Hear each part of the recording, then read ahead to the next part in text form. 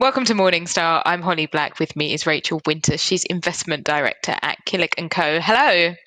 Hi, Holly. So you've got 3 stocks for us today. Where should we start? Let's start with NextEra, which is a US company and it's a world leader in renewable power. There are 2 parts to the business. One is a traditional utility business, so it generates, transmits, and distributes electricity. And the other part of the business is where we think the real growth opportunity is, and that focuses on developing and installing new renewable power assets.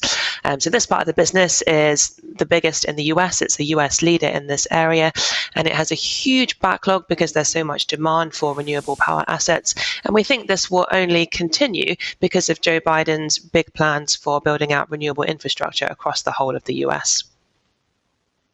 Now, I don't think of the US as a place where renewable energy has really come into the mainstream yet. Is there growing demand from households for this? There's a huge amount of interest. There is a huge amount of demand. Yes, as a country, it's still very much focused on fossil fuels, but you could argue the same about the UK. I mean, particularly for vehicles, for example, we're still very dependent on petrol and diesel, but it is changing very quickly, and Joe Biden's plans for reducing that dependence on fossil fuel are very ambitious indeed. Okay, what is stock number 2?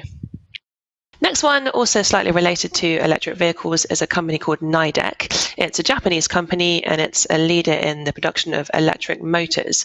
So electric motors actually account for over half of the world's electricity consumption. So if we can find a way to reduce the power that's used by these electric motors, then we could save a lot of power globally. So what Nidec does is it produces very efficient and long-lasting motors.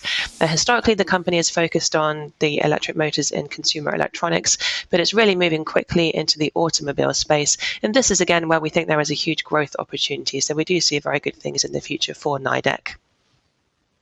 And that presumably might encourage more people to buy electric cars, because I think battery life and motor power is one of the concerns for a lot of drivers.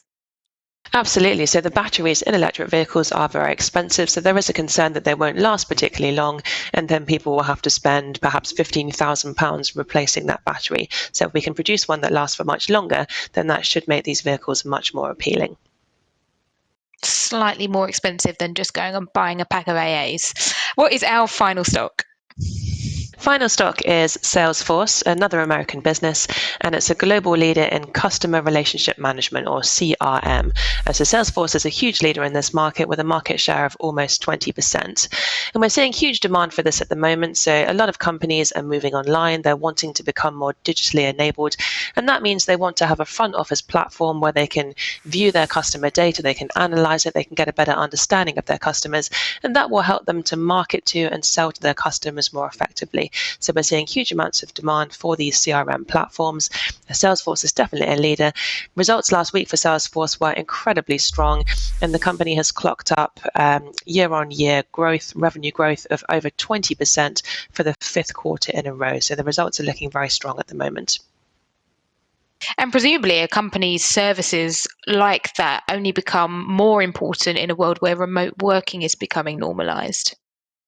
Absolutely. So we've seen a huge acceleration in demand over the last year, and Salesforce operates in a software as a service type of model. So once companies have locked into that subscription service, then that revenue is recurring. So for an investor, that really is very appealing.